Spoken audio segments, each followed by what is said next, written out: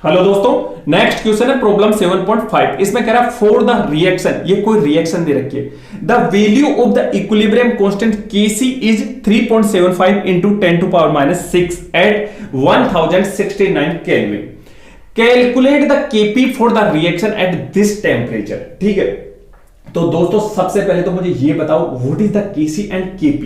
ठीक है दोस्तों, याद रखना दोनों इक्विलिब्रियम कांस्टेंट है। Kc भी इक्विलिब्रियम कांस्टेंट है और Kp भी इक्विलिब्रियम कांस्टेंट है। ठीक है, दोनों का मैग्नीट्यूड डिफरेंट आता है। जैसे हम प्रेशर निकालते हैं, जैसे ये कोई प्रेशर होता है, ठीक है, तो प्रेशर हम किस में निकाल सकते हैं? पास्कल में भी निकाल सकते हैं, बार में भी निकाल सकते हैं, एटीएम में भी निकाल सकते हैं। ठीक है, अब इन सबका मैग्नीट्यूड डिफरेंट आएगा। जैसे पास्कल में कुछ अलग आएगा, बार में अलग आएगा, एटीएम में अलग आएगा। ठीक है, वैसे ही इक्विलिब्रियम कांस्टेंट अगर इस रिएक्शन का equilibrium constant concentration of this products और ये रिएक्टेंट की अगर मोलरिटी के टर्म में लेंगे तो जो इक्विलिब्रियम कांस्टेंट आता है उसको कहते हैं Kc।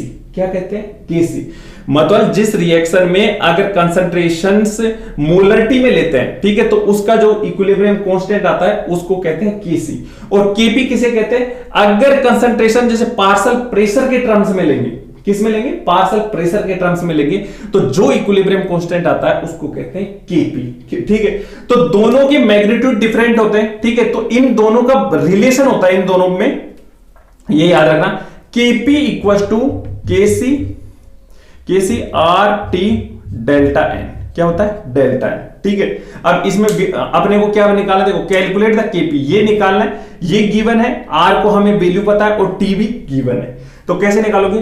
Kp equal to Kc की वैल्यू देगा 3.75 इंटू 10 टू पावर माइनस 6। ठीक है, इंटू R की वैल्यू 0.08831। ठीक है, इंटू टेम्परेचर 1069।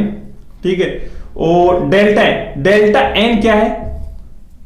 डेल्टा एन है number of moles of gaseous product minus number of moles of gaseous reactant.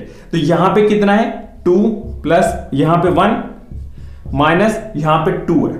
ठीक है, तो कितना आ गया? 1 आ गया। क्लियर? ठीक है, तो Kp इक्वल टू, देखो इसको मल्टीप्लाई करोगे आप, ठीक है, तो देखो R डेल्टा 3 ये 1 हो गया। ठीक है, तो इसको मल्टीप्लाई करना 3.33 इंटू 10 टू पावर माइनस 4 आएगा। क्लियर? ठीक है दोस्तों, मल्टीप्लाई सिंपल मेथड से नहीं करना जैसे आप करते हो। ठीक है, अगर साइंस में फास्ट चाहते हो और तुरंत सोल्व करना चाहते हो तो ट्रिक्स से मल्टीप्लिकेशन किया करो, या डिवाइड या स्क्वायर करना हो तो ट्रिक्स से किया करना। ठीक है, तो उनके लिए मैं एक अलग से वीडियो बना रखा है ट्रिक्स के लिए। ठीक है, यानी वैदिक मैथ से मल्टीप्लिकेशन करना या और विधि से। ठीक है, तो वो आप जरूर देख लेना अगर आपको कैलकुलेशन में कुछ प्रॉब्लम आती है। ठीक है।